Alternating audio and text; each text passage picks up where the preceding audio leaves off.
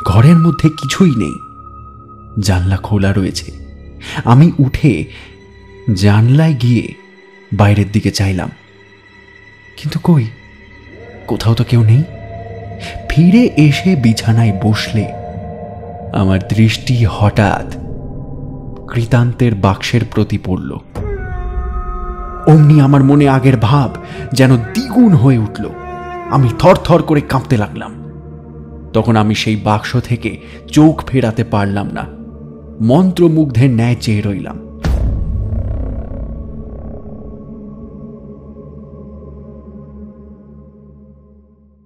নমস্কার, গল্প.in 2.0 আজকের পর্বে আপনাদের সকলকে স্বাগত।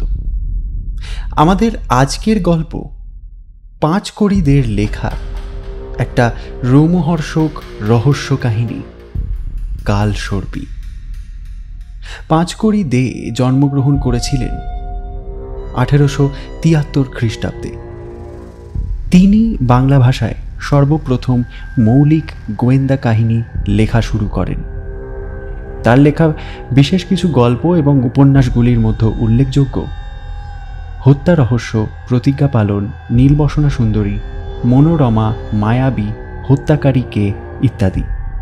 আজকের গল্প পাঠে আমি সৌম্যজিৎ। শুরু হচ্ছে আজকের গল্প পাঁচকড়িদের লেখা কালসর্পী।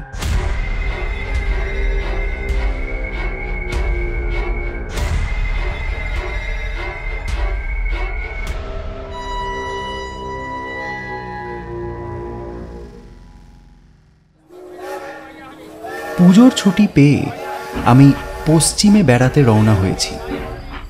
রাত্রের গাড়িতে উঠেছিলাম। মুঘল সরাইয়ে এসে ভোর হলো। আমি শেষের দিককার একখানা তৃতীয় শ্রেণীর গাড়িতে উঠেছিলাম। গাড়িতে আগে দুজন ব্যক্তি ছিল, কিন্তু মোগল সরাইয়ে এসে গাড়িতে আর কেউ রইল না। আমি মনে মনে সন্তুষ্ট হলাম।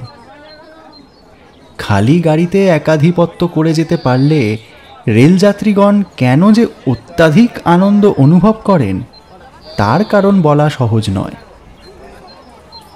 গাড়ি ছাড়ে ছাড়ে এমন সময় আর এক ব্যক্তি এসে গাড়িতে উঠল।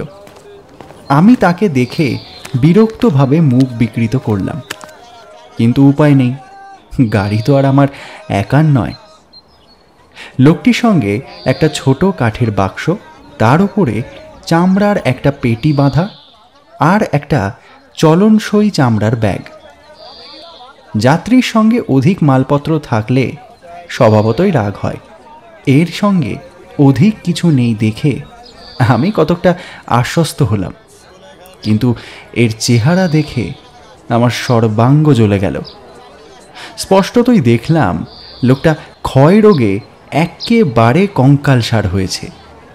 এর মৃত্যুর আর বেশি দেরি নেই।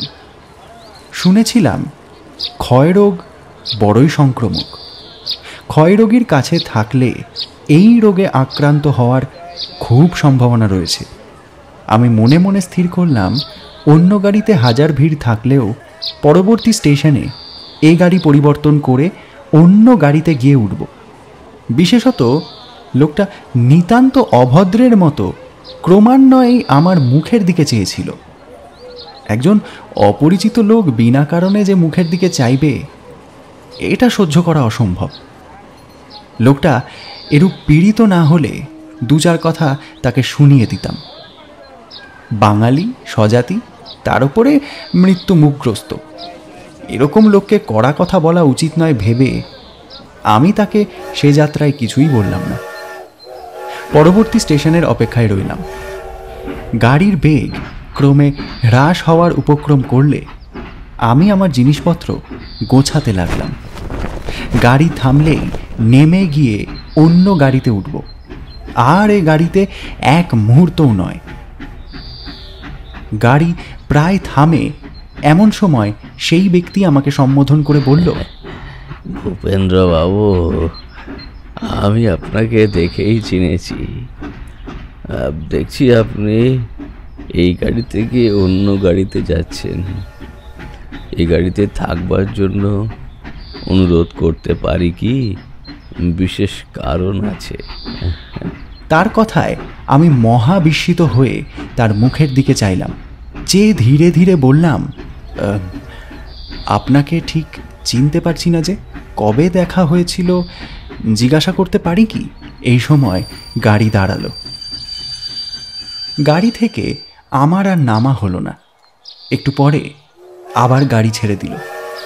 লোকটা বলল, ভালোই হলো, এ গাড়িতে কেউ উঠল না। মনে করে দেখুন দেখি কোথায় আমায় দেখেছেন। এক সময় 3 দিন আপনি আমার বাড়িতে ছিলেন। আমি বিস্মিত হয়ে তার দিকে চেয়ে রইলাম। একে কোথায় দেখেছি মনে করার জন্য হাজার চেষ্টা করতে লাগলাম, কিন্তু কিছুতে সে চেষ্টা সফল হলো না। অথচ লোকটা বলছে যে আমি তার বাড়িতে নাকি 3 দিন ছিলাম।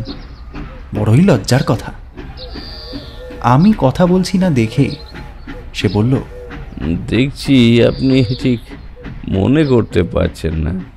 মনে পড়ে কি, গত বছর কাশিতে আমার নাম সুধাংশু। আমি বিস্ময়ে বলে উঠলাম, সুধাংশুবাবু? হ্যাঁ, আপনি সুধাংশুবাবু? হ্যাঁ, ঠিক সেই। আমার চেহারার কি এতই পরিবর্তন হয়েছে যে আপনি আমাকে একেবারে চিনতে পারছেন না? পরিবর্তন? আপনি না বললে আমি আপনাকে কখনোই সুধাংশুবাবু বলে চিনতে পারতাম না। সত্যি কথা বলতে কি, তার কথা আমার বিশ্বাস হলো না। সুধাংশুবাবু সুপুরুষ যুবক, বলিষ্ঠ, বলবান, কাশীর মধ্যেও একজন ধনাঢ্য ব্যক্তি। 3 দিন তিনি আমাকে রাজার হালে তার বাড়িতে রেখেছিলেন। আর এই জীর্ণ শীর্ণ কঙ্কালসার সেই সুধাংশুবাবু? অসম্ভব। আমি বললাম, আপনি যদি সুধাংশুবাবু হন তাহলে আপনার এ অবস্থা হলো কি করে?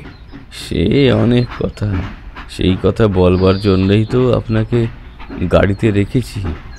আপনি ভাবছেন আমার মৃত্যুর আর বিলম্ব নেই। সে কথা ঠিক। আপনি ভাবছেন আমার ক্ষয়রোগ হয়েছে, সেটা ঠিক নয়। মরবার জন্য কষ্ট যন্ত্রণার প্রয়োজন হয় না। আমি বিস্মিতভাবে তার মুখের দিকে চেয়ে রইলাম। কি বলবো কিছুই স্থির করতে পারলাম না। তিনি বললেন, আপনার কাছে আমার একটা অনুরোধ আছে। কি বলুন? তিনি ব্যাগটা তুলে নিয়ে একতারা কাগজ বার করলেন। তারপরে ধীরে ধীরে বললেন, এতে যে ঘটনা লেখা আছে তেমন অদ্ভুত ঘটনা বোধহয় জগতে আর নেই। তবে আমার জীবদ্দশায় প্রচার করা যায় না। বিশেষ কারণ না থাকলে এ কথা বলতাম না। এখন আপনাকে অনুরোধ করি, আপনি অঙ্গীকার করুন যে আমার মৃত্যুর পরে আপনি এটা প্রকাশ করবেন। আপনি তো বুঝতেই পারেন যে এতে কি আছে। না জেনে শুনে আমি এটা প্রকাশ করতে পারি না। অবশ্যই এটা পড়বেন। উপস্থিত আমি বলছি যে এটা প্রকাশ করা সম্বন্ধে আপত্তিজনক কিছুই নেই। এখন অঙ্গীকার করুন। একসময় আপনি আমাকে যথেষ্ট যত্ন আপ্যায়ন করেছেন। আমি আপনার জন্য যথাসাধ্য করব। আমি এতেই সন্তুষ্ট থাকলাম। সময় করে এ কাগজ আপনাকে পাঠিয়ে দেবো। এখন কয়েকটি কথা জিজ্ঞাসা করব, প্রকৃত উত্তর দেবেন। কি জিজ্ঞাসা করবেন বলুন? বেশ। আচ্ছা, আপনি কি মনে করেন যে আমার মাথা খারাপ হয়েছে? এই অত্যদ্ভুত প্রশ্নে আমি বিস্মিত হয়ে তার মুখের দিকে চাইলাম। এটা স্থির, লোকটা আর যাই হোক পাগল নয়। আমি কতকটা তার সন্তোষের জন্য বললাম, আমার সম্পূর্ণ বিশ্বাস আপনার মস্তিষ্ক বিশেষ সুস্থ অবস্থাতেই আছে।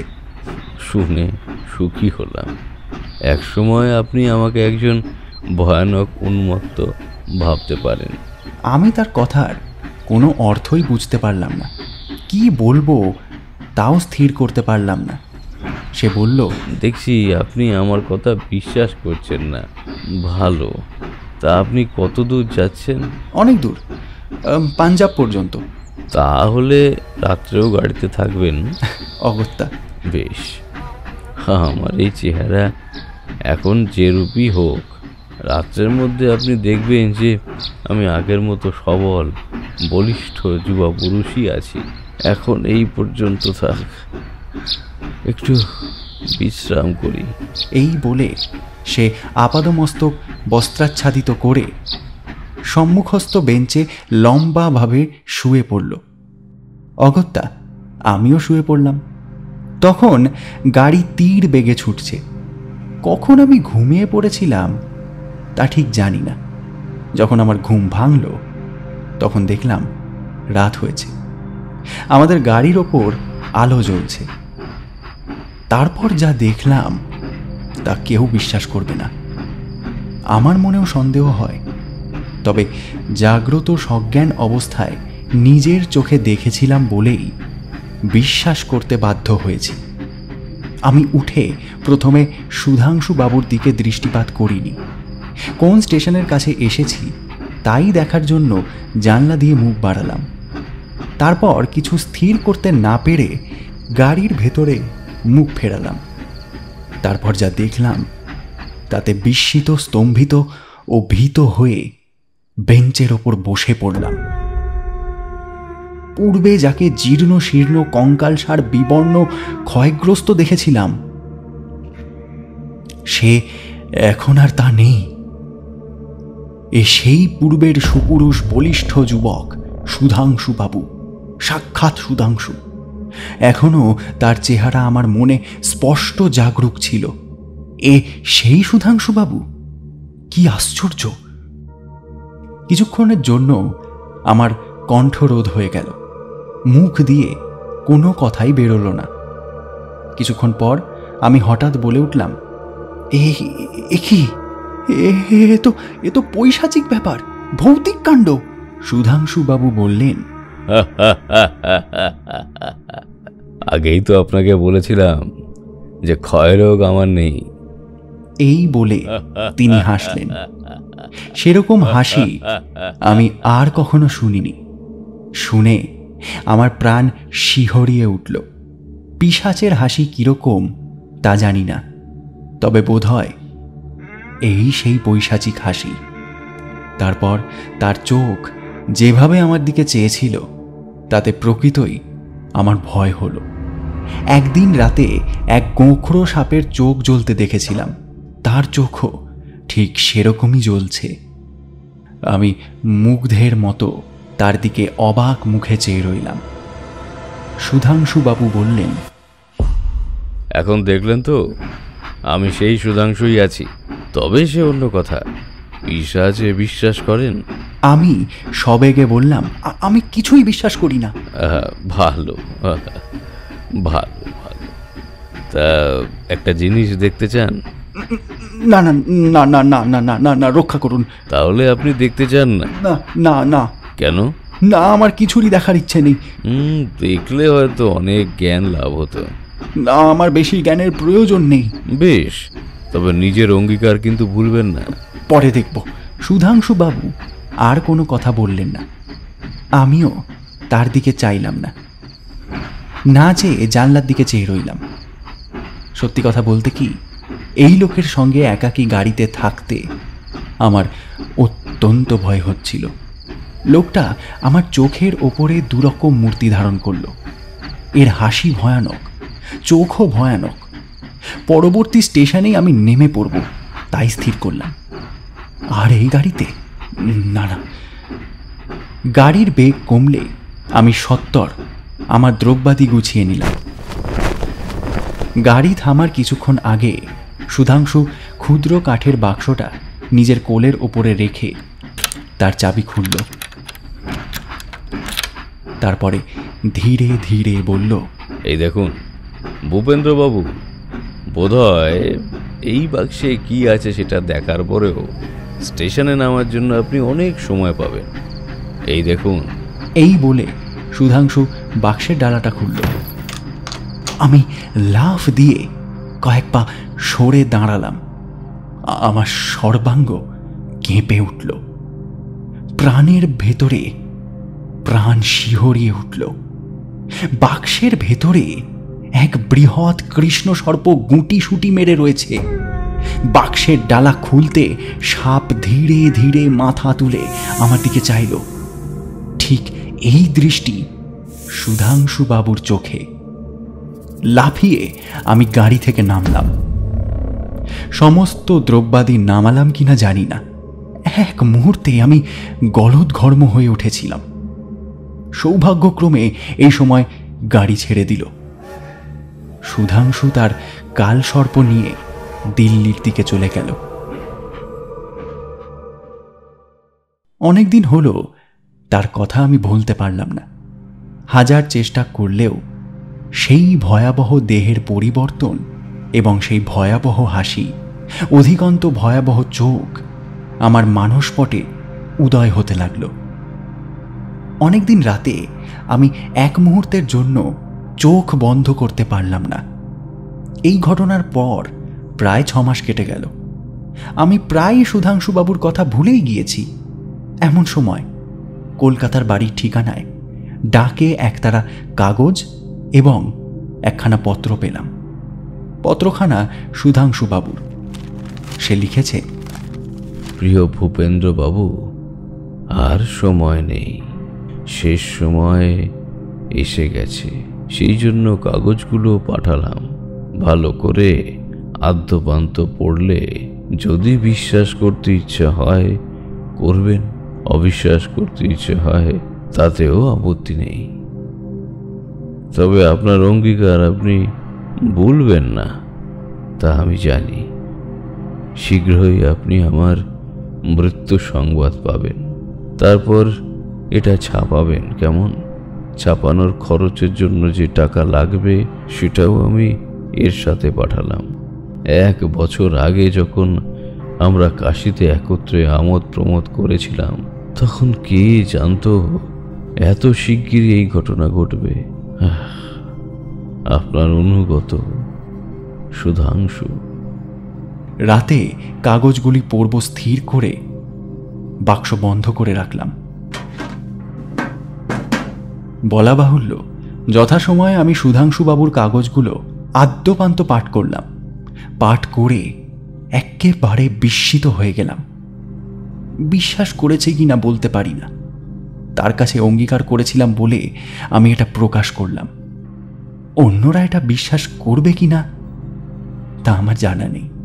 তবে তাতে যা লেখা ছিল তাই এখন আমি আমার মতো করে আপনাদের শোনাব। তাতে লেখা ছিল, আমার নাম সুধাংশু কুমার মিত্র। কাশীতে আমার পিতা একজন সম্ভ্রান্ত লোক ছিলেন। তার অর্থের অভাব ছিল না, দান ধ্যানও যথেষ্ট ছিল। আমি তার একমাত্র পুত্র। হঠাৎ পিতার মৃত্যু হল। অল্প বয়সেই আমার হাতে অতুল সম্পত্তি এসে পড়ল। পিতা আমাকে বিশেষ যত্নে লেখাপড়া শিখিয়েছিলেন। সুতরাং আমার হাতে অর্থের অপব্যবহার হওয়ার কোনো সম্ভাবনা ছিল না। পিতা আমার বিয়ে দিয়ে যেতে পারেননি। তার বিশেষ বন্ধু নরোত্তম বাবুর একমাত্র কন্যার সঙ্গে আমার বিয়ে দেবেন তাই স্থির করেছিলেন। কিন্তু হঠাৎ পিতার মৃত্যু হওয়ায় তার ইচ্ছে পূরণ হল না। কিন্তু নরোত্তম বাবুর কন্যার সঙ্গে আমার বিয়ে স্থির রইল। কালাউসজ উত্তীর্ণ হলেই বিয়ে হবে। কিন্তু ভগবান আমার অদৃষ্টে যে সম্পূর্ণ ভিন্ন ব্যবস্থা করেছিলেন তখন তা স্বপ্নেও ভাবিনি। পিতার শ্রাদ্ধ চুকে গেলে কৃতান্ত হঠাৎ একদিন আমার বাড়িতে এসে উপস্থিত হল।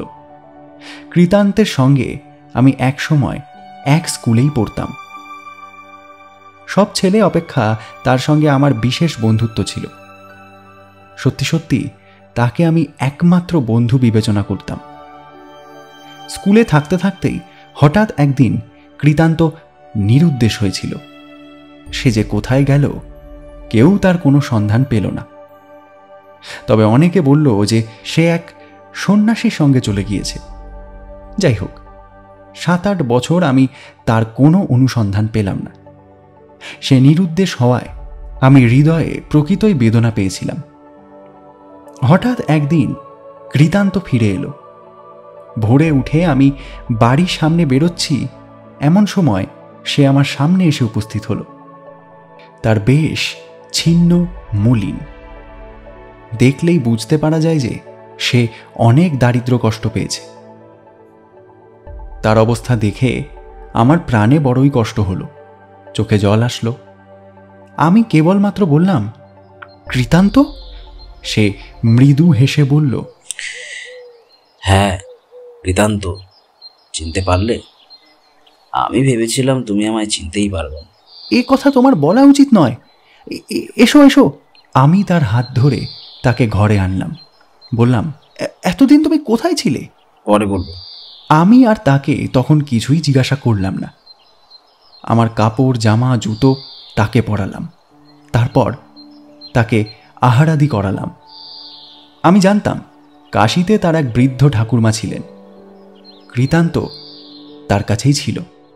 তিনিই তার সমস্ত খরচপত্র দিতেন। কৃতান্ত নিরুদ্দেশ হলে সেই শোকে তার মৃত্যু হয়। সুতরাং এখন আর কৃতান্তের যাওয়ার অন্য কোনো জায়গা নেই। সেও কোথাও যাওয়ার নাম করল না। সেই পর্যন্ত সে আমার বাড়িতেই রইল।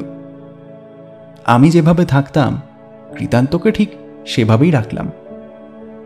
এইভাবেই 1 মাস কেটে গেল। আমি প্রায় তাকে জিজ্ঞাসা করতাম সে এতদিন কোথায় ছিল, কার সঙ্গে গিয়েছিল।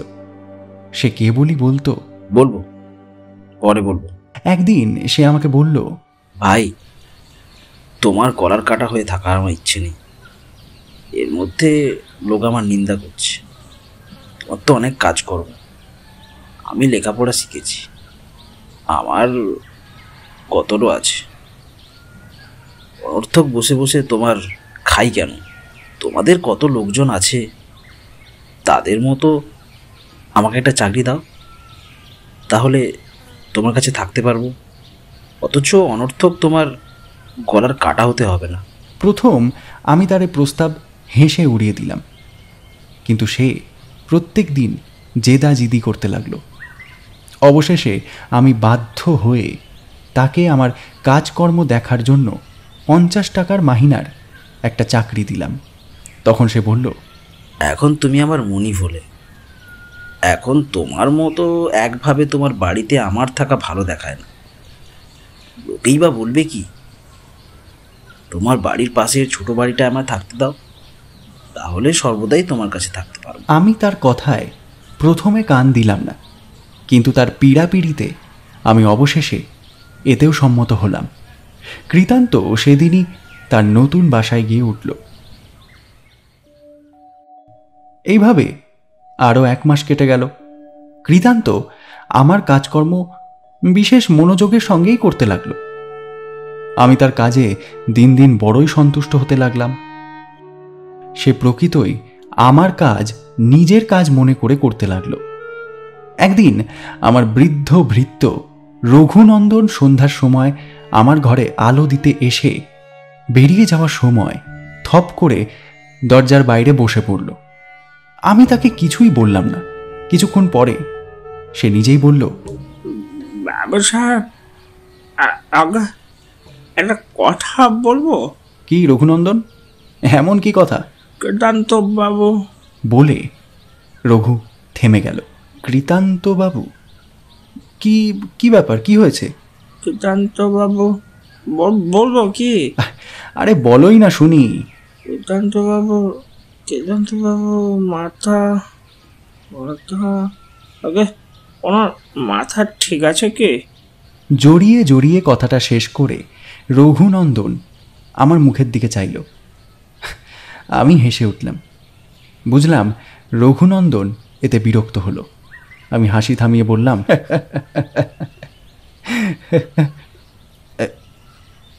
কিসে বুঝলে রঘুনন্দন? বাবু সাহেব আবার হাসবেন। আরে না না, আর আমি হাসবো না। তুমি বলো, তুমি বলো। অত বিশ্বাস করবেন না। হ্যাঁ বিশ্বাস করবো, বলোই না। কৃতান্ত বাবুর কাছে একটা সাপ আছে। আমি প্রকৃতই বিস্মিত হয়ে তার মুখের দিকে চেয়ে রইলাম। তারপর বললাম, কি আছে? একটা সাপ আছে। হ্যাঁ, সে কি রঘুনন্দন? সত্যি বাবু সাহেব, আমি স্বচক্ষে দেখেছি। কি দেখেছো, কি দেখেছো আমায় বলো দেখি।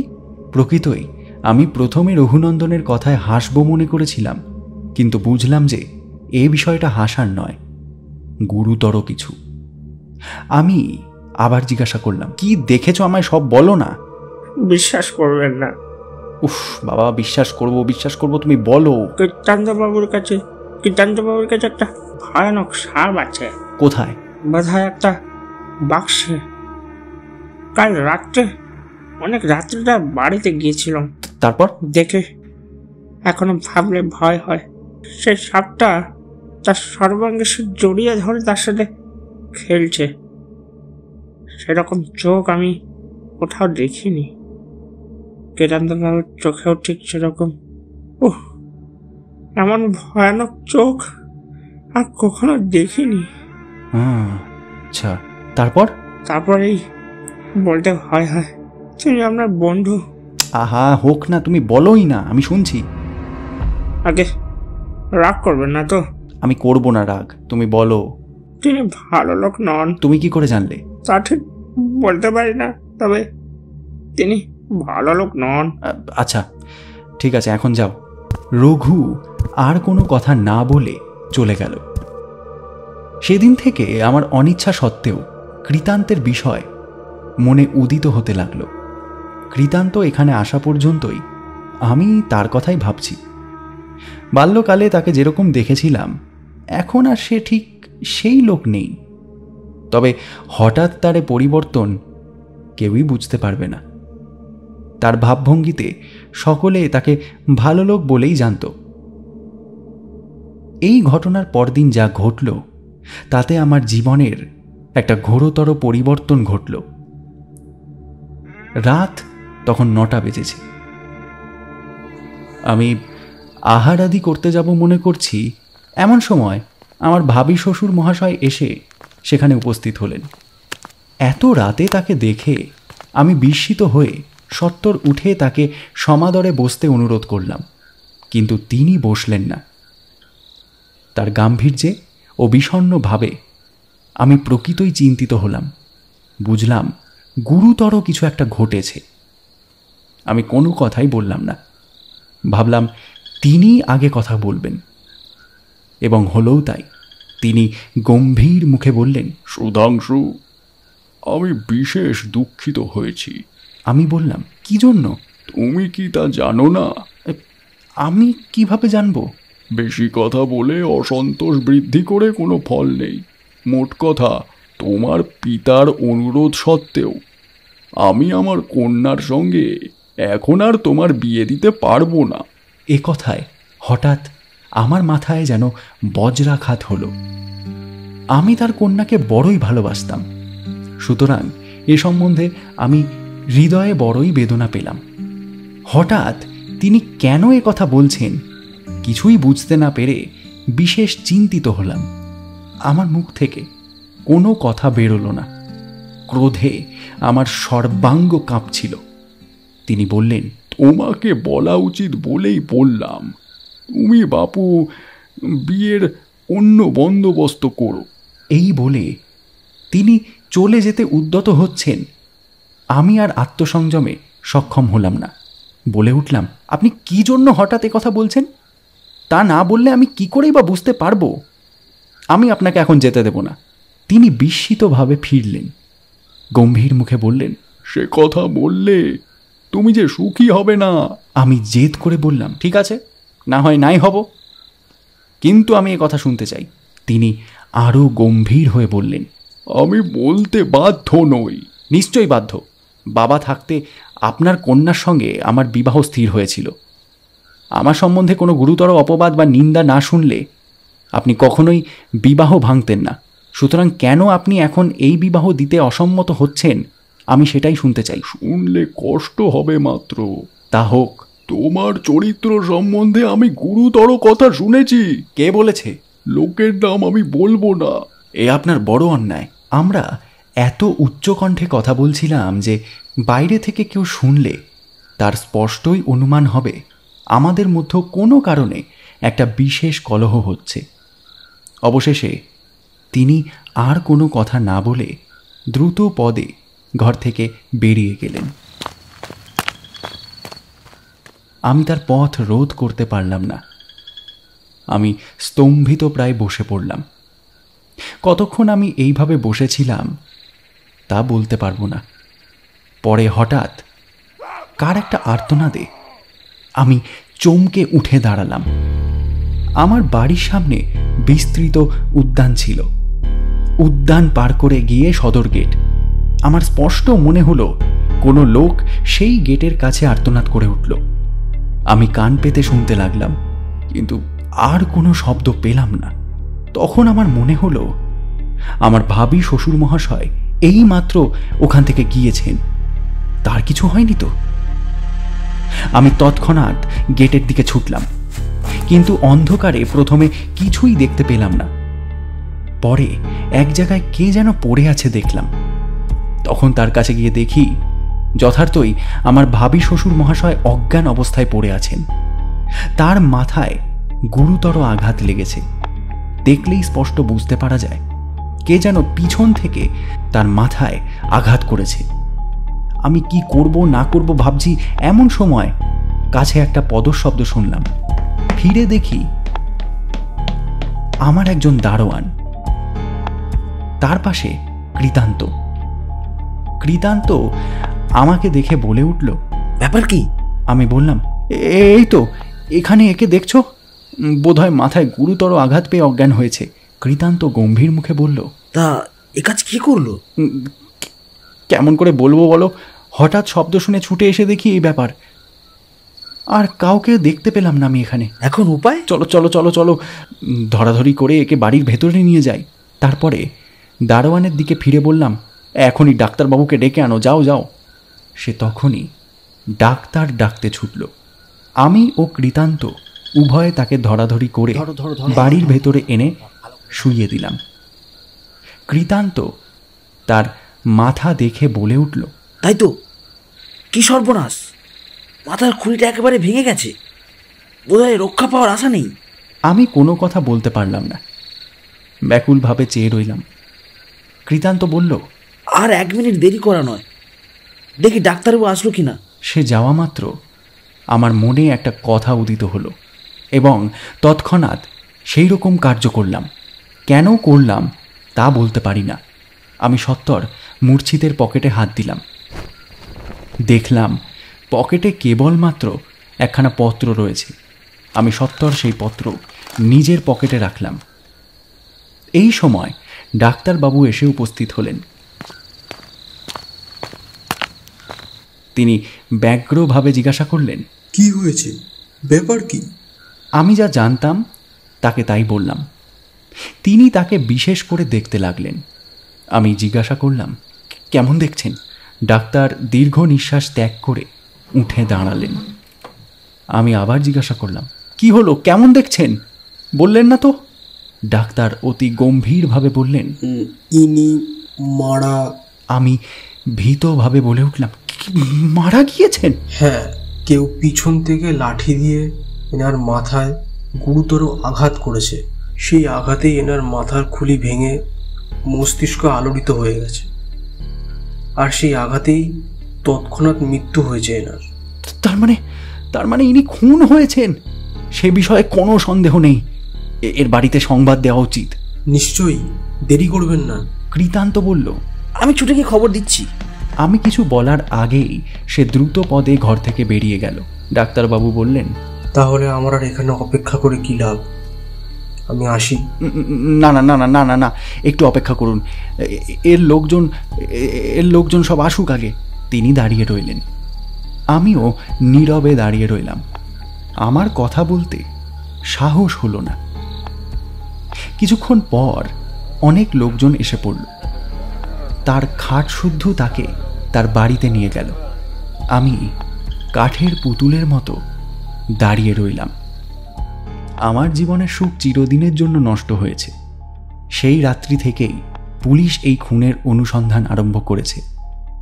যেখানে দেহ পাওয়া গিয়েছিল, ইন্সপেক্টর তা বিশেষ করে লক্ষ্য করেছেন। আমার ভৃত্যদিগকে অনেক কথা জিজ্ঞাসা করেছেন। অবশেষে তিনি আমাকে নিয়ে পড়লেন। তিনি জিজ্ঞাসা করলেন, কখন তিনি আপনার সঙ্গে দেখা করতে এসেছিলেন? ঠিক কোন সময়? তখন রাত প্রায় 9টা। কতক্ষণ কথাবার্তা হয়েছিল? বোধ হয় 15 মিনিট। তারপর তিনি চলে গেলেন? হ্যাঁ। তারপর কি হলো? যা যা ঘটেছিল আমি সমস্তই তাকে বললাম। তিনি নীরবে শুনলেন, তারপর জিজ্ঞাসা করলেন, সে সময় আপনারা দুজন ঝগড়া করেছিলেন? ঝগড়া ঠিক বলতে পারি না। আপনার চাকররা বলল যে আপনার বিবাহ নিয়ে দুজনে খুব চিৎকার করছিলেন। হ্যাঁ হ্যাঁ, তা ঠিক, কিন্তু তবে এটাকে আপনি কি বলবেন? ঠিক ঝগড়া নয়। ও, তাহলে বচসা হয়েছিল বুঝি? কতকটা সেরকমই। আপনার সঙ্গে তিনি তার কন্যার বিবাহ দিতে অসম্মত হয়েছিলেন? হ্যাঁ, এইরকমই তিনি বলেছিলেন। ও, আপনি তার কন্যাকে বিবাহ করতে ব্যগ্র? বরাবর এই বিবাহ স্থিরই ছিল। তিনি এখন আপত্তি করছিলেন, সুতরাং তাহার মৃত্যুতে আপনার বিবাহের কোনো বাধা রইল না। ইন্সপেক্টরের এই কথায় প্রথমে আমার মনে হলো, কি ভয়ানক! তাহলে এরা আমাকেই খুনি স্থির করেছে। আমার মুখে আর কোনো কথাই সরল না। আমার সর্বাঙ্গের রক্ত যেন জল হয়ে গেল। আমার ভীতভাবে আমার উপকার না হয়ে অপকার হলো। আমার উপর সন্দেহ আরও বাড়ল। ইন্সপেক্টর মৃদু হেসে পিছনে দাঁড়িয়ে থাকা পাহারাওয়ালাকে কি একটা বললেন। সে তার হাতে একগাছা লাঠি দিল। তিনি লাঠিখানা আমার সামনে ধরে বললেন, এ লাঠি কার, চিনতে পারেন? আমি বলে উঠলাম, আমার লাঠি। আপনি কোথায় পেলেন? তিনি মৃদু হেসে বললেন, যেখানে আপনার ভাবি শ্বশুর মহাশয় আহত হয়েছিলেন। আমার কণ্ঠ রোধ হয়ে গেল। আমি কোনো কথা বলতেই পারলাম না। ঠিক আছে, কাল দেখা হবে বলে ইন্সপেক্টর বিদায় নিলেন। আমি দেখলাম তিনি আমার দরজায় পাহারা বসিয়েছেন। তিনি চলে গেলেও দুজন কনস্টেবল আমার দরজায় পাহারায় রইল। এই অবস্থায় মানুষের মনের ভাব কি হতে পারে তা বর্ণনা করার চেষ্টা করা বৃথা। আমার দুঃখ কষ্টের কি কোনো অভাব ছিল, নাকি প্রকৃতপক্ষে আমার মতো কেউ সুখী ছিল না? আর এখন এই ত্রিসংসারে বোধহয় আমার মতো দুঃখী আর কেউ নেই। কেমন আপনা আপনি আমার মনে কৃতান্তের কথা উদিত হলো। সে যেদিন আমার বাড়িতে এসেছে সেদিন থেকেই আমার সুখের সংসারে দুঃখের খেলার আরম্ভ হয়েছে। অথচ আমি স্পষ্ট দেখছি সে সর্বদাই প্রাণপণে আমার হিত সাধনে চেষ্টা পাচ্ছে। হঠাৎ যে পত্র আমি মৃতের পকেট থেকে নিয়েছিলাম সেই পত্রের কথা মনে হলো। আমি ভাবলাম, এই পত্র দেখলে হয়তো জানতে পারবো কে এই ভয়াবহ কাজ করেছে। আমি সত্বর পকেট থেকে পত্র বার করলাম। দেখলাম গুরু গোবিন্দ বলে একটা লোক আমার ভাবি শ্বশুর মহাশয়ের কাছে পত্র লিখেছিলেন। পত্রখানি এই: দিল্লি মহাশয়, আপনি যা শুনেছেন তা মিথ্যে শোনেননি। প্রকৃতই এখানে মর্জিনা নামে একজন সুন্দর বাইজি আছে। সুধাংশুবাবু এখানে এসে তার সঙ্গে আমোদ প্রমোদ করে থাকেন। তিনি ঘোর মত্তপ, নিতান্ত উচ্ছৃঙ্খল চরিত্র, একেবারেই ভদ্র সমাজের অনুপযুক্ত। আমি এ কথা সত্য কিনা স্থির করার জন্য স্বয়ং মর্জিনার সঙ্গে দেখা করেছিলাম। সে বলে যে এখনও সে সুধাংশুবাবুর রক্ষিতা। তিনি তাকে মাসে মাসে যথেষ্ট টাকা পাঠিয়ে দিয়ে থাকেন। আপনি যা জানতে চেয়েছিলেন তাই লিখলাম।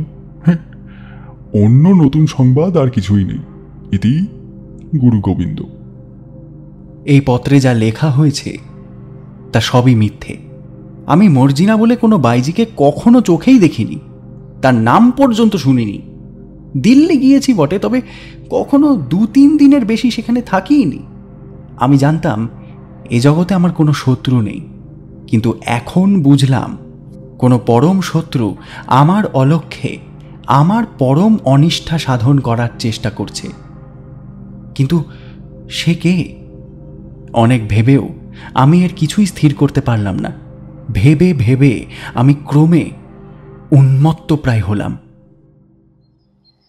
পরদিন সকালে তখনও আমি বিছানা থেকে উঠিনি। সমস্ত রাত ঘুম হয়নি। শেষ রাতে ভোরের সময় একটু ঘুমিয়ে পড়েছিলাম। কে যেন আমার দরজায় আঘাত করায় আমার ঘুম ভাঙলে আমি চমকে উঠে বসলাম। জিজ্ঞাসা করলাম, কে? বাইরে থেকে আমার বৃদ্ধ ভৃত্য বলল, আগে আমি কেন, কি হয়েছে? আগে ইন্সপেক্টর বাবু এসছেন। আমি সত্বর উঠলাম, মুখ ধুয়ে বেশ বিন্যাস করে বাইরে এলাম। আমাকে দেখে তিনি উঠে অতি গম্ভীরভাবে বললেন, সুধাংশুবাবু, বিশেষ দুঃখের সাথে বলতে হলো যে আপনার নামে ওয়ারেন্ট আছে। খুন করার অপরাধে আমি আপনাকে গ্রেপ্তার করলাম। এটাও আপনাকে বলা আমার কর্তব্য যে আপনি এ সময় আমাকে যা বলিলেন সেটা আপনার বিরুদ্ধে প্রমাণস্বরূপ গণ্য হবে। আমি অতি কষ্টে আত্মসংযম করে বললাম, তাহলে আমি এখন কিছুই বলছি না। জামিনে খালাস পাবো না নাকি?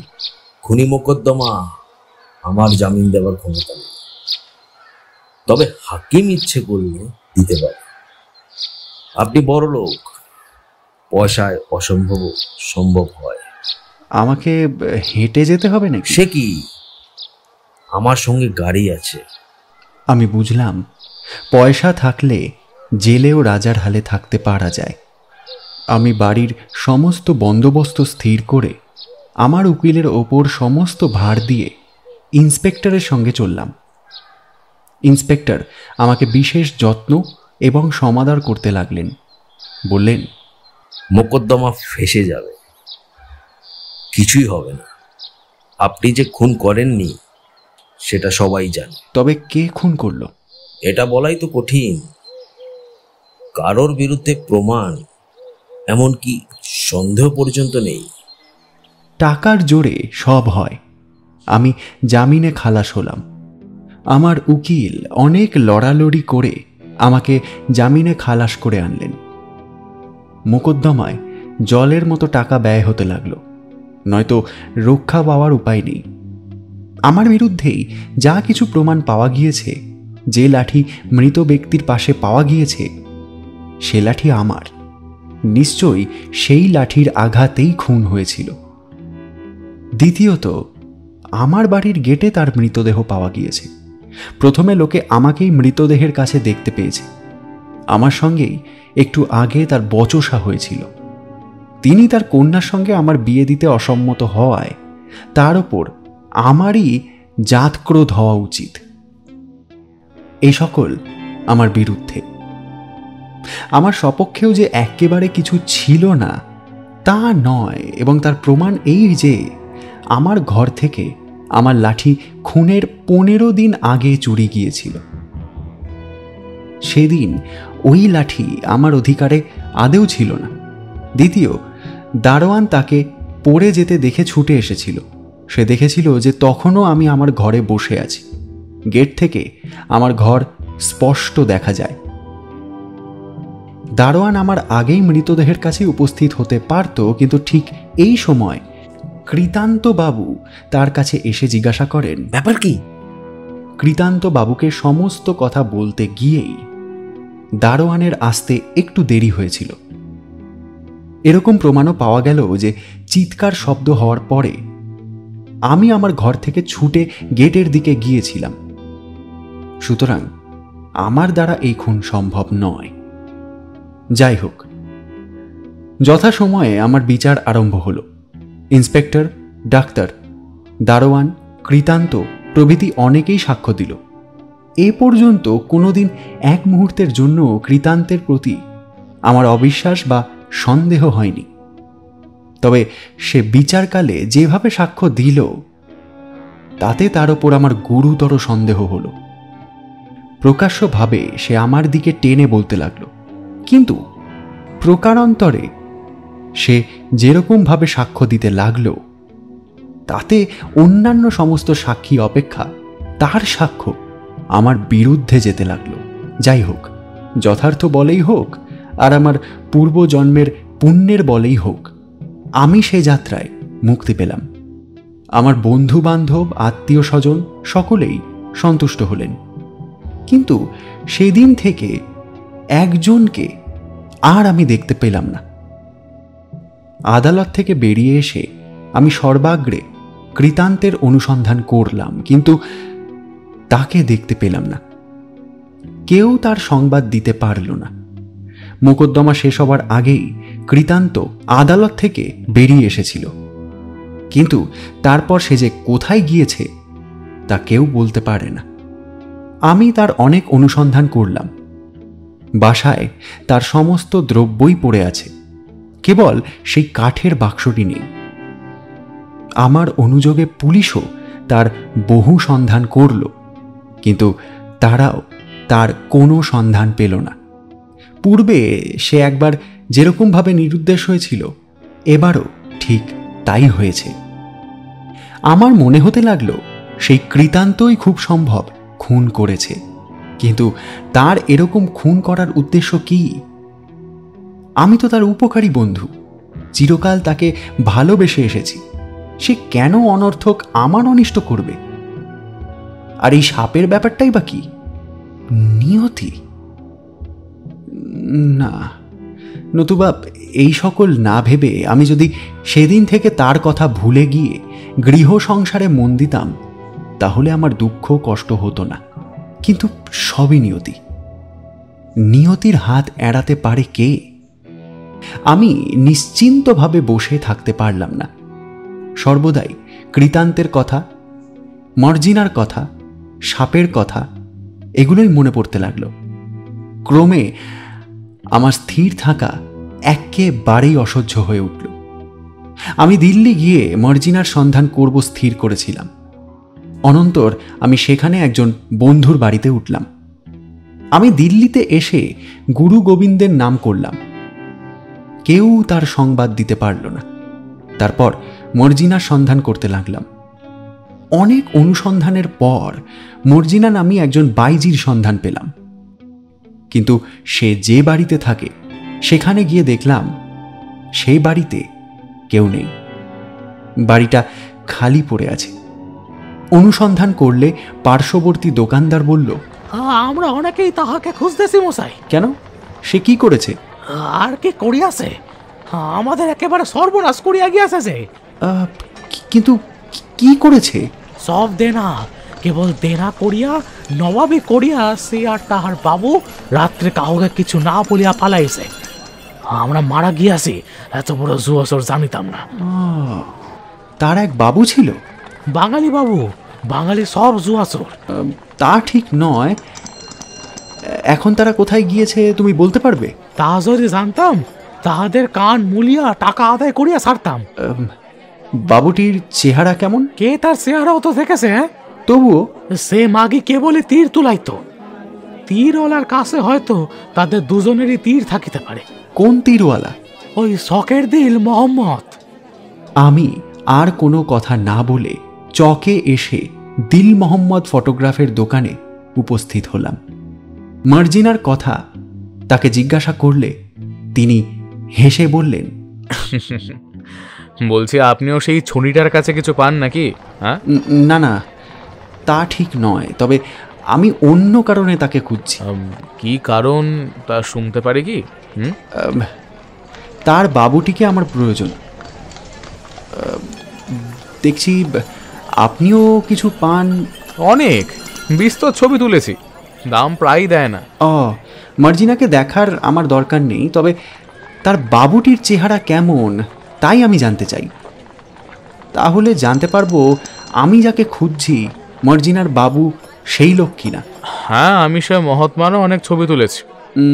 একখানা আছে বোধ হয়, থাকতে পারে। দেখছি, দাঁড়ান দেখছি। এই বলে দিল মোহাম্মদ ভেতরে চলে গেলেন। কিছুক্ষণ পরে ফিরে এসে আমার হাতে একখানা ছবি দিলেন। আমি জিজ্ঞাসা করলাম, এই কি সেই মার্জিনা? হ্যাঁ, এই সেই মার্জিনার ছবি। তিনি আর একখানা ছবি আমার হাতে দিয়ে বললেন, এই তার বাবুর ছবি। আমি বিস্মিত হয়ে দেখলাম সে ছবি কৃতান্তের।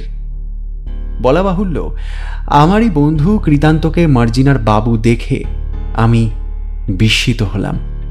কিছুক্ষণ আমি স্তম্ভিত প্রায় হয়ে দাঁড়িয়ে রইলাম।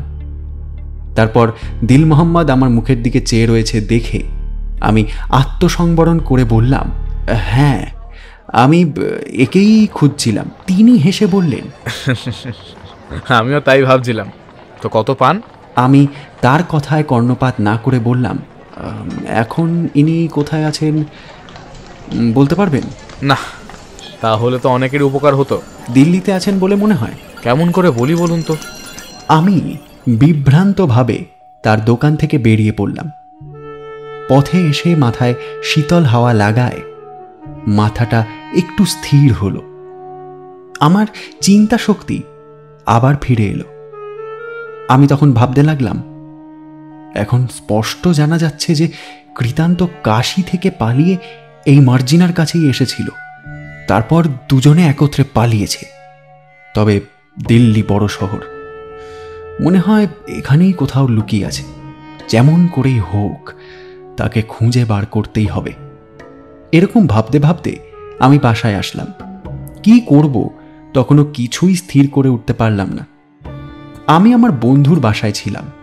তার সঙ্গে পরামর্শ করা, কর্তব্য বিবেচনা করে তাকে সমস্তটাই বললাম। তিনি সকল ঘটনা শুনে বললেন, সে কি এখনও আর দিল্লিতে আছে? নিশ্চয়ই কোথাও পালিয়েছে। বলা যায় না, দিল্লি বড় শহর। এখানে কোনো জায়গায় যদি গা ঢাকা দিয়ে থাকতে পারে, তবে আমার মনে হয় দিল্লিটা ভালো করে একবার অনুসন্ধান করে দেখা উচিত। কি করবে? পুলিশে খবর দেবে কি? না না না, এখন পুলিশে খবর দিতে হবে না।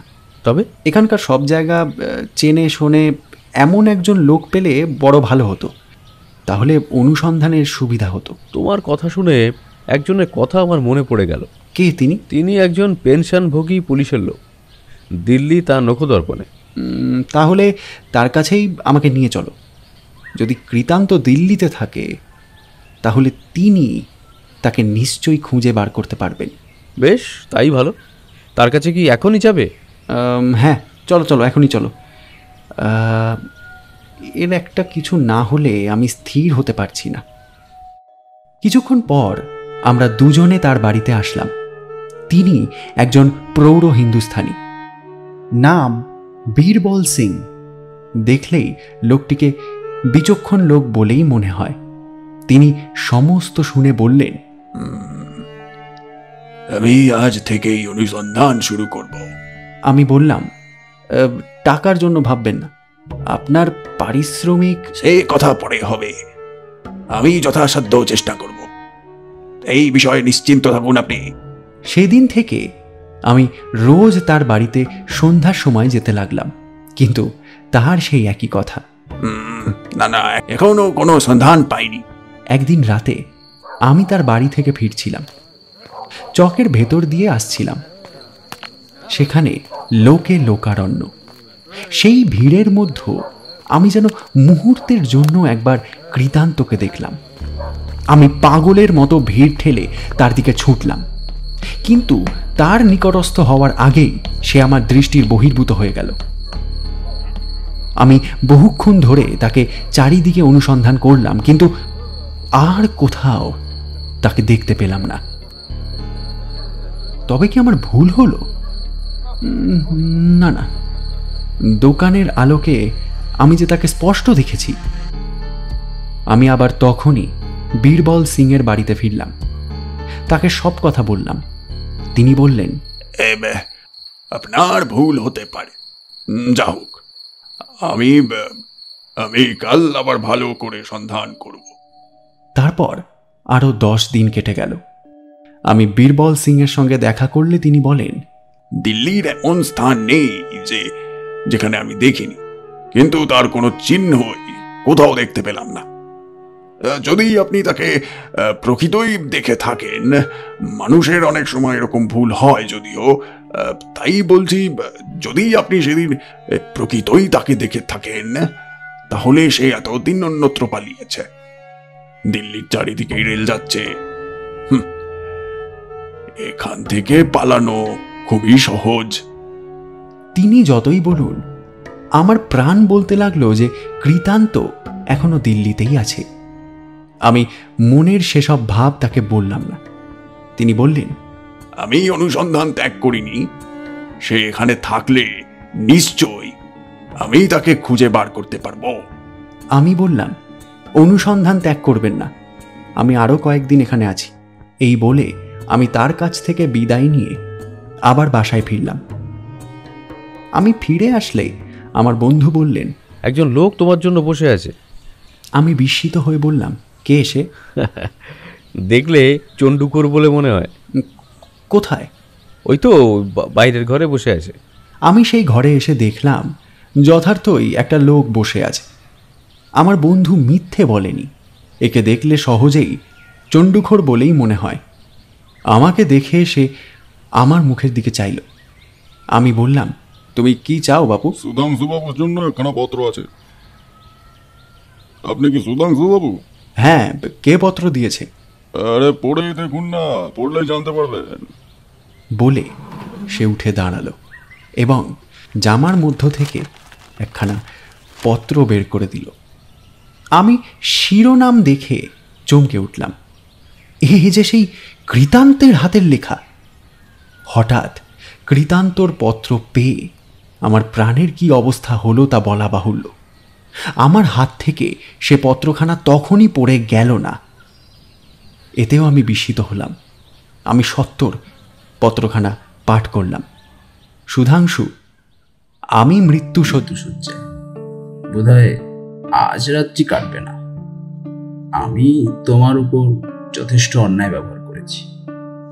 সময় থাকতে তার যেটুকু প্রায়শ্চিত্ত করতে পারি তারই ইচ্ছে করছি। একবার আসবে কি? পত্রবাহক তোমাকে আমার কাছে নিয়ে আসবে। যদি আসতে ইচ্ছে করে এক মুহূর্ত বিলম্ব করো না। যদি পুলিশ সঙ্গে নাও তাহলে এই লোক তোমাকে আমার কাছে নিয়ে আসবে। ইতি কৃতান্ত। আমি 5-7 বার এই পত্র পাঠ করলাম। তারপর সেই লোকটাকে ঘরের বাইরে অপেক্ষা করতে বলে আমার বন্ধুকে ডাকলাম। তিনি আসলে তার হাতে পত্রখানা দিলাম। তিনি পাঠ করলে আমি জিজ্ঞাসা করলাম, কি বুঝলে? কি বলো, যাব? তিনি চিন্তিতভাবে বললেন, সুধাংশু, এ বিষয়ে বিশেষ না ভেবে হঠাৎ কিছু বলতে পারি না। কৃতান্তের চরিত্র তুমি বেশ জানো। সেই যে খুন করেছিল তাতে আমার বিন্দুমাত্র সন্দেহ নেই। সে তোমার সর্বনাশ করার চেষ্টা করেছিল। যে একবার এই চেষ্টা করতে পারে সে আরও কয়েকবার পারে। যে কারণেই হোক সে তোমার সঙ্গে দেখা করতে চায়, অথচ পুলিশকে ওর খুব ভয়। এতে তুমি নিজেই বিবেচনা করতে পারো। হ্যাঁ, তুমি যা বলছো তা ঠিক, কিন্তু কৃতান্ত লিখছে মৃত্যুকালে কিছু প্রায়শ্চিত্ত করতে চায়। এ বিষয়ে তুমি কি বিবেচনা করো? হ্যাঁ, সে এরকম লিখেছে স্বীকার করছি, কিন্তু তার যথার্থ উদ্দেশ্য কি তাই? মনে করো তাই। তাহলে কি আমার যাওয়া উচিত নয়? এ বিষয়ে তোমার নিজের স্থির করা উচিত। যদি তোমার ওপরেই ভার দিই, তুমি বুঝে দেখো। তাহলে হয়তো তোমার মৃতদেহ দিল্লির কোনো ক্ষুদ্র গলির ভেতরে পাওয়া যাবে। মনে করো যদি আমি একটা পিস্তল সঙ্গে নিই। একটা পিস্তলে কতদূর কি হয়? কিন্তু তুমি তো জানো, এই লোকের সঙ্গে দেখা না হলে আমি কিছুই জানতে পারবো না। আর যতদিন তা না জানবো ততদিন আমি কিছুতেই স্থির থাকতে পারবো না। তাই তো দেখছি। দেখি লোকটা কি বলে। পত্রবাহক লোকটা তখনও বাইরে অপেক্ষা করছিল। ডাকা মাত্রই উঠে আসলো। আমার বন্ধু জিজ্ঞাসা করলেন, এই চিঠিতে তোমার কথা যখন আছে তখন তুমি নিশ্চয়ই জানো এতে কি আছে? হ্যাঁ, কিছু কিছু। যিনি পত্র লিখেছেন যথার্থই কি তিনি পীড়িত? সে বিষয়ে কোনো সন্দেহ নেই। আজ রাত কাটবে না। তার কি হয়েছে তা আমি জানি না। এখন কথা হলো তার কাছে যাওয়া নিরাপদ কি না। সম্পূর্ণ সে বিষয়ে আমি দায়ী থাকলাম। অন্য কোনো বিষয়ে আমি জানি না। আচ্ছা, আমি কি তোমার সঙ্গে যেতে পারি? যখন মশাই পুলিশের লোক নও তখন অনায়াসেই যেতে পারো। চলো। বাহ, এ তো খুবই ভালো কথা। ঠিক আছে, তুমি এখানে একটু অপেক্ষা করো, আমরা প্রস্তুত হয়ে আসছি। তখন আমি এবং আমার বন্ধু নিজের নিজের 2 পকেটে 4টি পিস্তল নিয়ে সেই চণ্ডুখোরের সঙ্গে বাইরে বেরোলাম। তখন রাত প্রায় 11টা। চণ্ডুখোর লোকটা অন্ধকারে ক্ষুদ্র ক্ষুদ্র গলির ভেতর দিয়ে আমাদের প্রায় অর্ধক্রোশ পথ নিয়ে আসলো। আমার বন্ধু দিল্লিবাসী। তিনি দিল্লির সমস্ত পথঘাটই মোটামুটি জানেন। তবুও তিনি গলিগুলি বিশেষ লক্ষ্য করে যেতে লাগলেন। অবশেষে সে আমাদেরকে গোরস্থান সংলগ্ন একটা ভাঙা মসজিদের দরজায় এনে দাঁড় করালো। বলল, তিনি এখানে আছেন, দুজনে যাবেন নাকি একজনে? কৃতান্ত যা বলবে তা অন্য কেউ শোনে সেটা আমার ঠিক ইচ্ছে নেই। আমি ব্যগ্রভাবে বললাম, না না, আমি একাই যাব। আমার বন্ধু বলল, তোমার কোনো বিপদ না ঘটলেই হলো, এতে আমার কোনো আপত্তি নেই। আমি এখানে অপেক্ষা করব। ভিতরে কেউ যদি আমাকে আক্রমণ করে তাহলে তুমি তখনই গিয়ে পড়তে পারবে। তা তো নিশ্চয়ই। আরে আরে, কোনো ভয় নেই, এসো এসো। এতক্ষণে মনে হয় তার দফা দফা হয়ে এসেছে। বন্ধুকে সেখানে রেখে আমি সেই ভগ্ন মসজিদে প্রবেশ করলাম।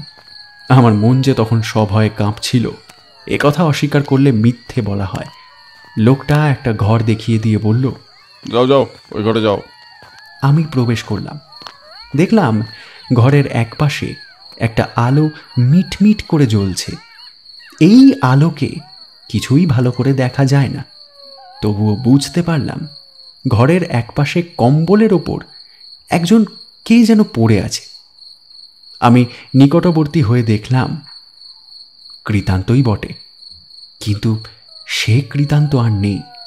একটা নরকঙ্কাল চর্মাবৃত মাত্র হয়ে রয়েছে বললেও অত্যুক্তি হয় না।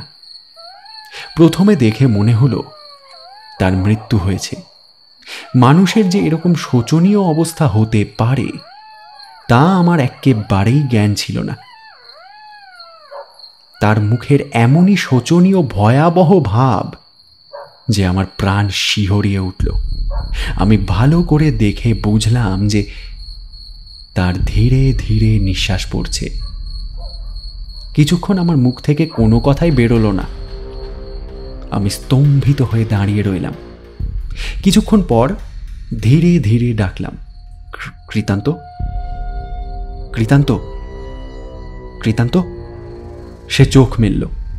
আমি বললাম, তুমি আমাকে ডেকে পাঠিয়েছিলে? আমি এসেছি, তুমি আমাকে কি বলতে চাও? সে ব্যাকুলভাবে আমার মুখের দিকে চেয়ে রইল। সে দৃষ্টি আমি জীবনে কখনো ভুলব না। পাপীর মৃত্যুকালের সেই হতাশ, আশাশূন্য, ভীতিপূর্ণ দৃষ্টি কি ভয়ানক। কিছুক্ষণ নীরব থেকে কৃতান্ত বলল, কি জন্য তোমায় ডেকেছি? ঠাট্টা করার জন্য মনে করো নাকি? দেখছো না আমার আমার মৃত্যুকাল উপস্থিত। নরকে যাওয়ার পূর্বে আমি তোমার সঙ্গে আমার ঝগড়াটা মিটিয়ে দিতে চাই। আমি তার পাশে বসে তার হাত আমার দুই হাতের মধ্যে নিলাম। মৃত্যু মুখে পতিত অনুত্তপ্তের ওপর মহাপাষণ্ডেরও ক্রোধ থাকে না।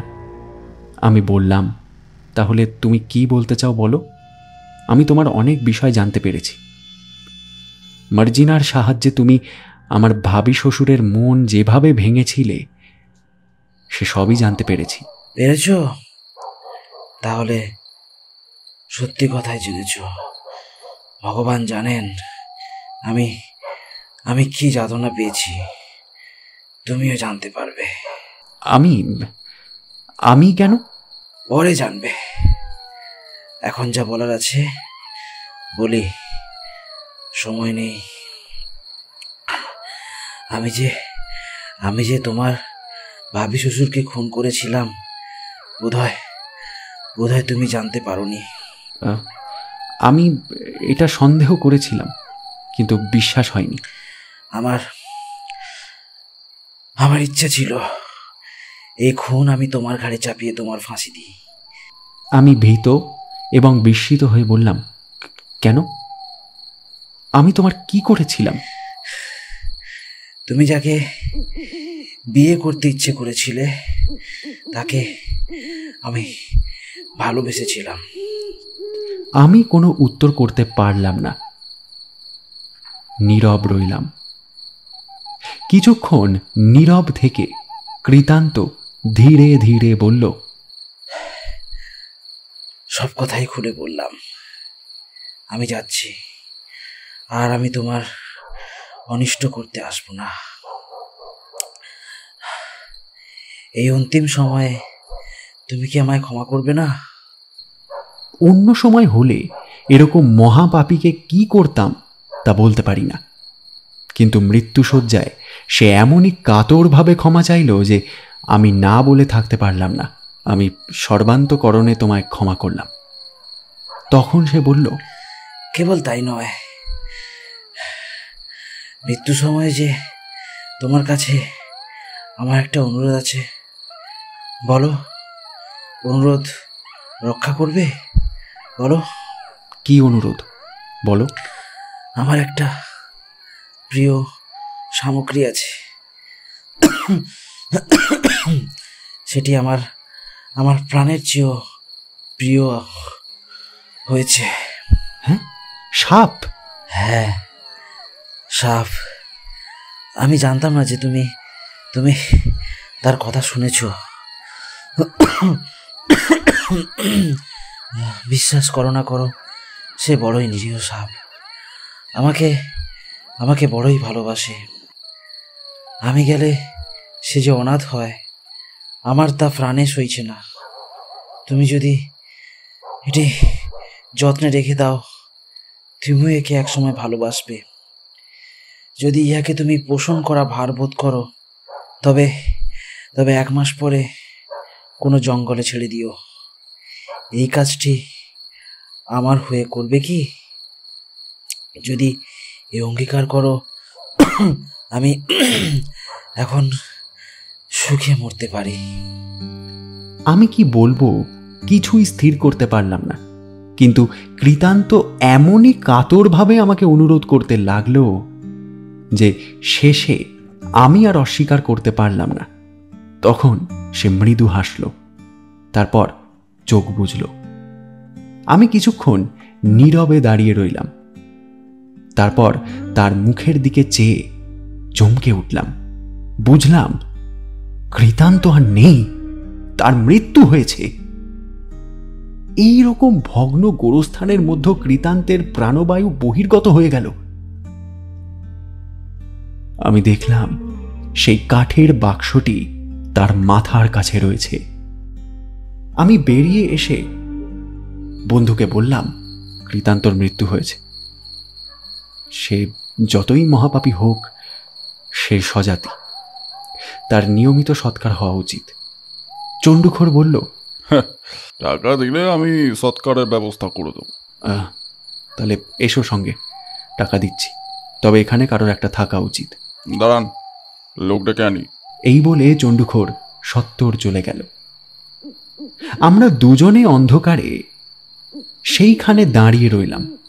আমার বন্ধু আমাকে বললেন, কি বলল? কথা বলতে পেরেছিল? আমি অন্যমনস্কভাবে বললাম, আমাকে কোনো কথা জিজ্ঞাসা করো না, তোমার সেসব শুনে কোনো লাভ নেই। তবে যা বলেছে তা ঠিক। কি কথা? কৃতান্তই নিজে খুন করেছিল। কেন, কিছু বললো নাকি? আর কিছু জিজ্ঞাসা করো না, তোমার শুনে কোনো ফল নেই। কিছুক্ষণ পর চণ্ডুখোর 3-4 জন লোককে সঙ্গে করে সেখানে উপস্থিত হলো। বলল, এরা এখানেই থাকবে। আমি বললাম, তবে সঙ্গে এসো, বাড়ি গিয়ে টাকা দেব। ঘরে একটা ছোট কাঠের বাক্স আছে, সেটা নিয়ে সঙ্গে চলো।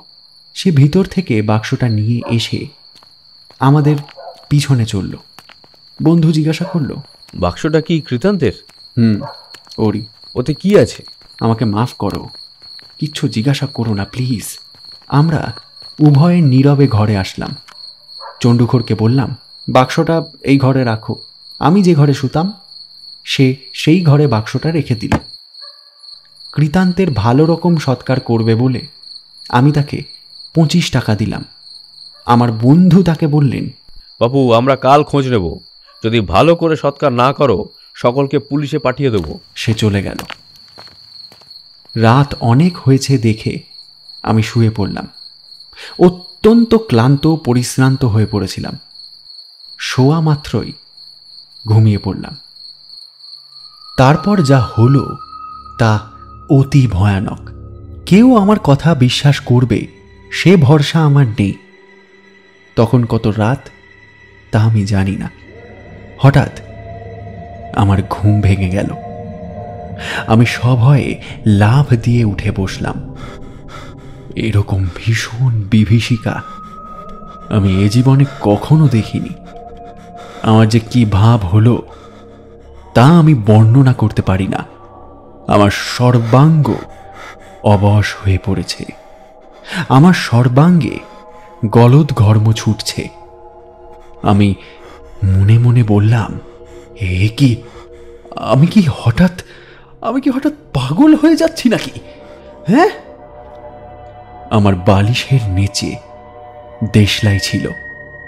আমি অতি কষ্টে কাঁপা কাঁপা হাতে তা বার করে জানলাম ঘরের মধ্যে কিছুই নেই, জানলা খোলা রয়েছে। আমি উঠে জানলায় গিয়ে বাইরের দিকে চাইলাম, কিন্তু কই, কোথাও তো কেউ নেই। ফিরে এসে বিছানায় বসলে আমার দৃষ্টি হঠাৎ কৃতান্তের বাক্সের প্রতি পড়ল। অমনি আমার মনে আগের ভাব যেন দ্বিগুণ হয়ে উঠল। আমি থরথর করে কাঁপতে লাগলাম। তখন আমি সেই বাক্স থেকে চোখ ফেরাতে পারলাম না, মন্ত্রমুগ্ধের ন্যায় চেয়ে রইলাম। কেন জানি না, কে যেন জোর করে আমাকে দাঁড় করিয়ে দিল। আমি ধীরে ধীরে সেই বাক্সের কাছে আসলাম। কেন জানি না, সেই বাক্সের ওপর যে চামড়ার পাটি ছিল তা খুলতে আরম্ভ করলাম। দেখলাম বাক্সের চাবি লাগানো রয়েছে। তখন আমার আর কোনো জ্ঞান নেই। আমি আমার অস্তিত্ব পর্যন্ত ভুলে গিয়েছি। ইচ্ছে হয় বিশ্বাস করো, না হয় না করো, আমি পাগল হইনি। যা বলছি তা সমস্তটাই সত্য কথা। আমি বাক্সটার ডালা খুললাম। অমনি সেই সাপটা মাথা তুলে আমার চোখের দিকে চাইল। আমার মনে হলো আমার দেহ হঠাৎ পাষাণে পরিণত হয়ে গেল। আমার নড়াচড়ার ক্ষমতা একেবারেই বিলুপ্ত হলো। সেই কালসর্পী আমার চোখের দিকে এক দৃষ্টে চেয়ে থেকে ধীরে ধীরে কুণ্ডলি খুলে বাক্স থেকে বের হতে লাগলো, কিন্তু একবারও আমার চোখ থেকে নিমেষের জন্য তার চোখ সরালো না। ক্রমে বাক্স থেকে সেই কালসর্পী বেরিয়ে পড়ল। প্রাণ রক্ষা করার জন্য আমার নড়বার বা পালাবার ক্ষমতা নেই। আমার দেহ পাষাণে পরিণত হয়েছে, অথচ আমার সম্পূর্ণ জ্ঞান রয়েছে। তখন সেই কালসর্পী ধীরে ধীরে আমার অঙ্গ বেয়ে উপরে উঠতে লাগলো। ক্রমে গলা জড়িয়ে আমার মুখে তার মুখ সংলগ্ন করল। সেই ভয়াবহ চোখ আমার চোখে সম্বদ্ধ। ভয়ে আমার শরীরের রক্ত জল হয়ে গেল।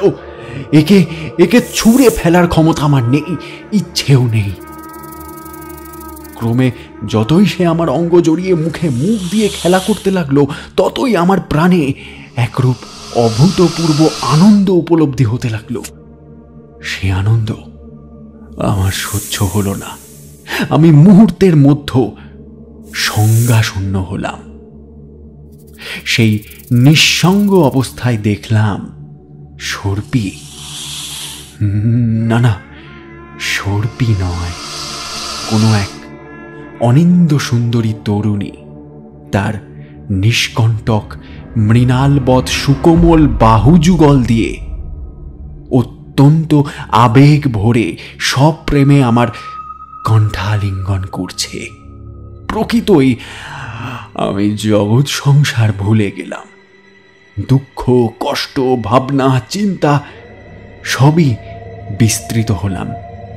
আমি এক অনির্বচনীয় নেশায় বিভোর হলাম। দুই হাতে আদরে সপ্রেমে আমি তাকে বুকে ধরে তার মুখে মাথায় শত শত চুম্বন করলাম। তখন আমি সম্পূর্ণ অন্য মানুষ হয়ে পড়লাম। আমার মনে হলো আমি আমি আমি ত্রিসংসারে অধিপতি হয়েছি। আমার মতো সুখী কে? এই কালসর্পীর সঙ্গে যতক্ষণ আমি রইলাম, সংসারের সকল প্রকার সুখ অনুভব করতে লাগলাম।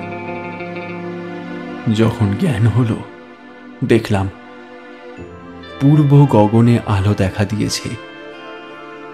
সাপিনী ধীরে ধীরে আমার আমার শরীর থেকে নেমে ক্রমে বাক্স মধ্যে কুণ্ডলি পাকিয়ে প্রবেশ করল। আমি বাক্সে চাবি বন্ধ করে মাতালের মতো টলতে টলতে বিছানায় এসে পড়লাম। ক্লান্ত পরিশ্রান্ত হৃদয়ে যেন কোনো বল নেই। আমি আমি আমি অর্ধমৃত অবস্থায় শয্যায় পড়ে রইলাম।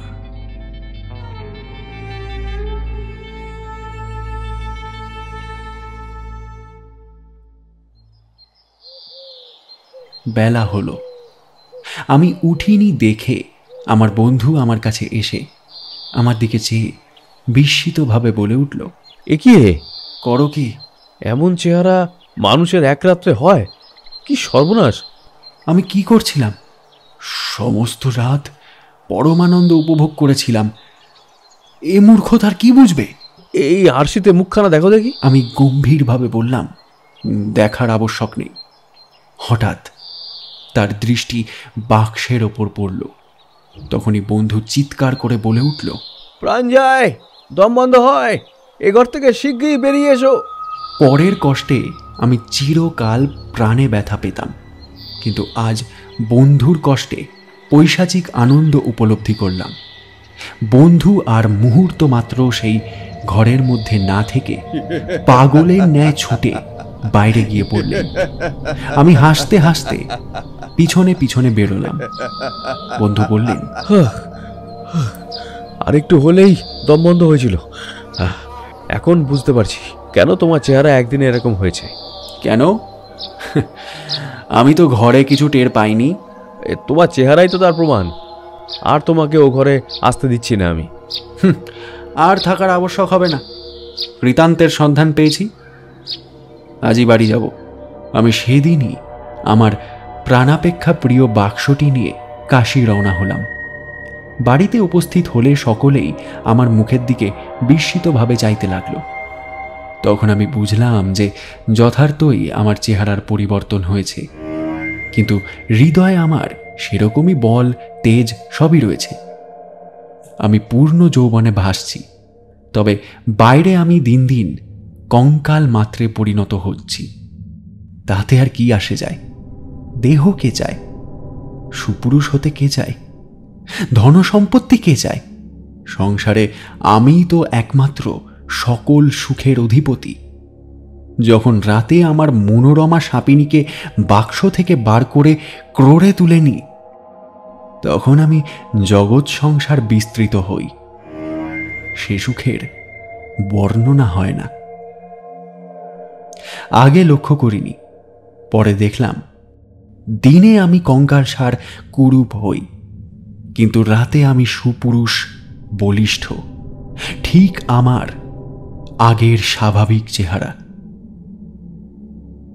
আমি বিবাহের ইচ্ছে ত্যাগ করলাম।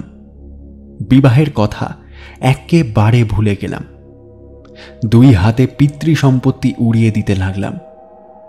দিনে যখন আমি এই সর্পির কাছে না থাকতাম, তখন কি যে করতাম তা বলতে পারি না।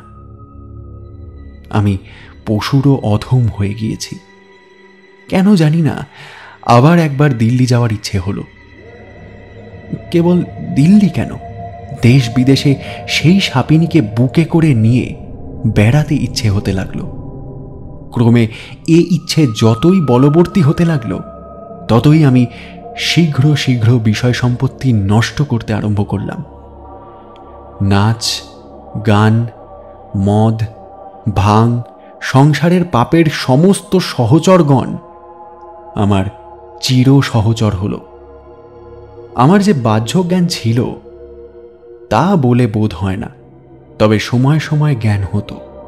সেই সময় হৃদয়ে অসহনীয় যন্ত্রণা উপলব্ধি করতাম। সেই যন্ত্রণার বর্ণনা হয় না। তখন মনে হতো কি ছিলাম আর কি হলাম, কিভাবে যে কালসর্পির কবল থেকে বেরোবো তখন কৃতান্তের ওপর প্রচণ্ড রাগ হতো। আমি তার এমন কি অনিষ্ট করেছিলাম যে মৃত্যুকালেও আমার উপর তার রাগ যায়নি? মৃত্যু শয্যায় ওই ভয়াবহ সাপ আমাকে দিয়ে গেল। সে জানত এ সাপ থেকে কি হয়। তখন তার উপরে নিষ্ফল ক্রোধে আমি উন্মত্ত প্রায় হয়ে উঠতাম। কালসর্পির জন্য আমি সুখ না দুঃখ বেশি উপভোগ করতাম? যখন সে কাছে থাকতো না তখন কেবলই দুঃখ। বিশেষত যখন সর্পি আমার ক্রোড়ে থাকতো তখন সে সুখের বর্ণনা হয় না। কিন্তু সেই সুখ ক্ষণিকের সুখ। রৌদ্রোজ্জ্বল সকালের ছোট ঘাসের ওপর শিশির বিন্দুটির মতো দেখতে দেখতে সেটা ফুরিয়ে যেত। তারপর জ্ঞান আসত। তখন প্রাণে যে যন্ত্রণা হতো, ভগবান করুন সংসারে আর কাউকে যেন সেই যন্ত্রণা ভোগ করতে না হয়। যখন জ্ঞান হতো তখন ভাবতাম এমন অদ্ভুত ব্যাপার বোধ হয় জগতে আর কারোর হয়নি। এসবের ব্যাপার কি তা আমি কিছুই বুঝতে পারলাম না। আমি কাউকে বলতাম না, জানতাম বললেও কেউ আমার কথা বিশ্বাস করবে না। বিশেষত সাপের কথা কাউকে বলতে আমার প্রাণ চাইত না। তবে ভবিষ্যতে সকলে আমার জীবনের এই অপূর্ব রহস্য কাহিনী শুনলে কেউ না কেউ এই রহস্য ভেদ করতে পারবেন বলে যখন একবার এরকম জ্ঞান হতো তখনই আমার জীবনের ঘটনা লিখে রেখেছি। আমার মৃত্যুর আগে কারোর ওপরে এর প্রকাশ এবং প্রচার ভার দিয়ে যাব। তখন বিশ্বাস করুক আর নাই করুক, সকলে একটা চমৎকার অদ্ভুত ব্যাপার অবগত হতে পারবে। ভূপেন্দ্রবাবু একসময় দিন কয়েক আমার বাড়িতে ছিলেন। আমি এখন বাক্স বুকে করে দেশে দেশে ঘুরে বেড়াচ্ছি, এক স্থানে স্থির হয়ে থাকতে পারি না। এই সময় একদিন রেলে ভূপেন্দ্রবাবুর সঙ্গে দেখা হয়। তিনি আমাকে চিনতে পারেননি প্রথমে। রাতে তিনি আমাকে আগের রূপে দেখে ভয় পেয়ে গাড়ি থেকে নেমে পালান। কিন্তু তিনি আমার কাহিনী প্রকাশ করতে অঙ্গীকার করেছেন।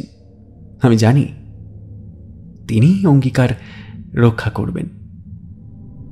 জ্ঞান হলে আমার ইচ্ছে হয় না যে আমি দিল্লিতে যাই, কিন্তু সংজ্ঞাহীন অবস্থায় দিল্লি যাওয়ার জন্য ব্যাকুল হয়ে পড়ি।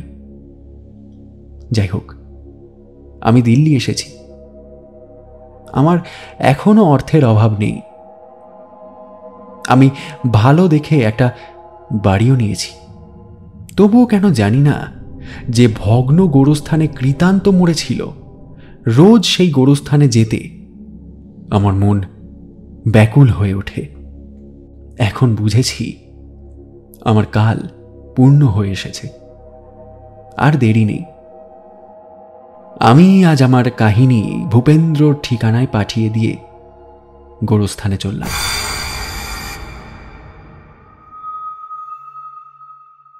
এই অবধি পড়ে আমি থামলাম। এই অভূতপূর্ব কাহিনী পাঠ করে আমার মনের যে কি অবস্থা হলো তা সকলেই বুঝতে পারবেন। আমার বর্ণনা করার চেষ্টা করা বৃথা। যাই হোক, এই কাহিনী প্রকাশ করলে আমাকে গুলির আড্ডার লোক ছাড়া অন্য কোনো গুরুতর দোষারোপ কেউ আমার উপরে করতে পারবে না। সুতরাং এটা প্রকাশে আপত্তি নেই।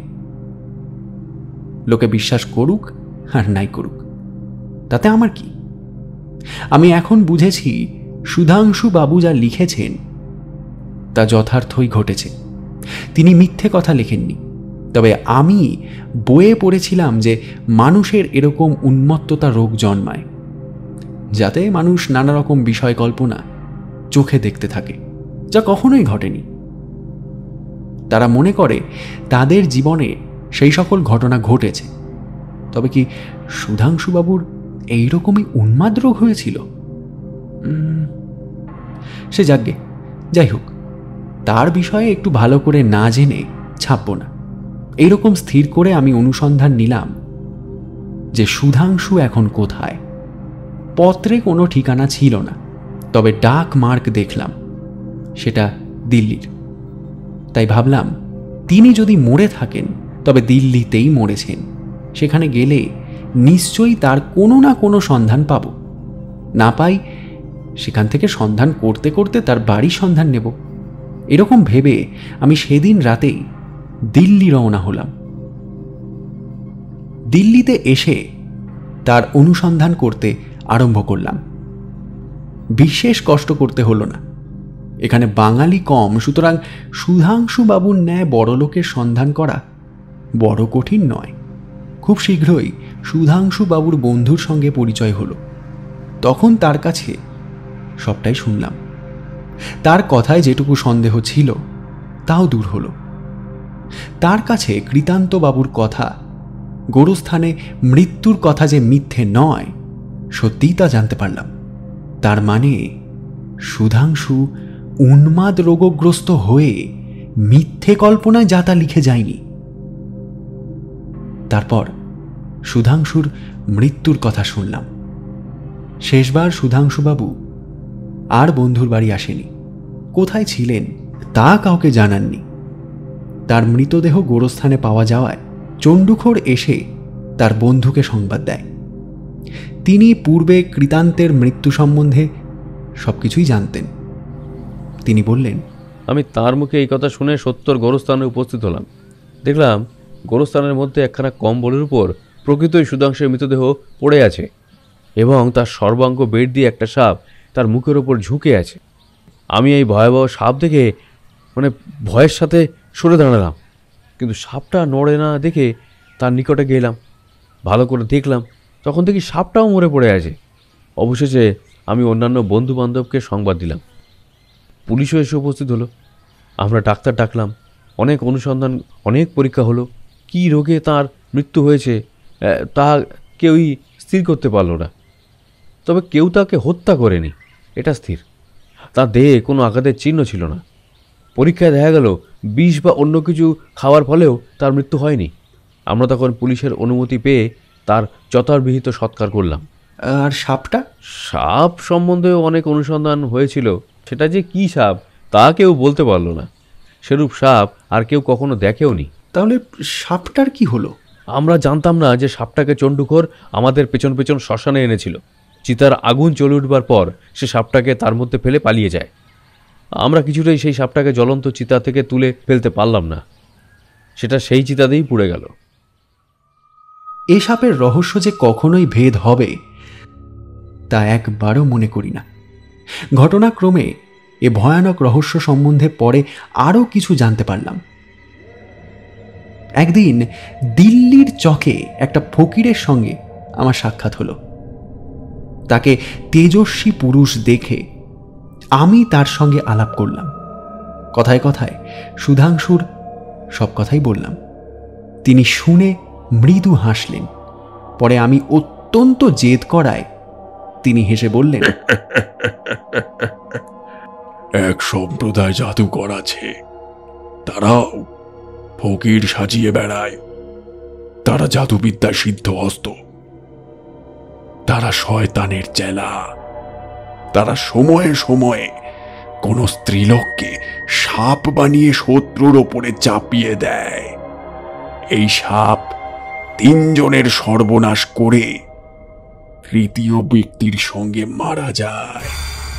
হ্যাঁ, আপনার 2 ব্যক্তির আগেও আরো একজন ছিলেন, সেটাই তো দেখছি। হ্যাঁ,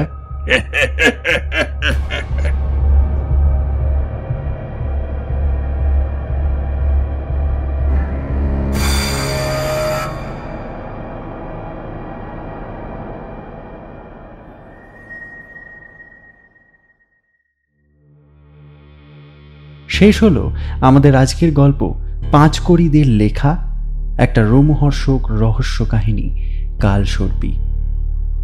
আশা করব আমাদের আজকের গল্পটি আপনাদের ভালো লেগেছে।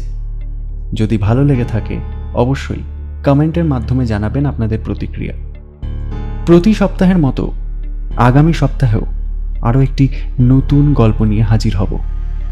আর হ্যাঁ, এরকমই আরও নতুন নতুন স্বাদের গল্প শুনতে অবশ্যই সাবস্ক্রাইব করুন গল্প.in 2.0। ভালো থাকবেন, সুস্থ থাকবেন। ধন্যবাদ।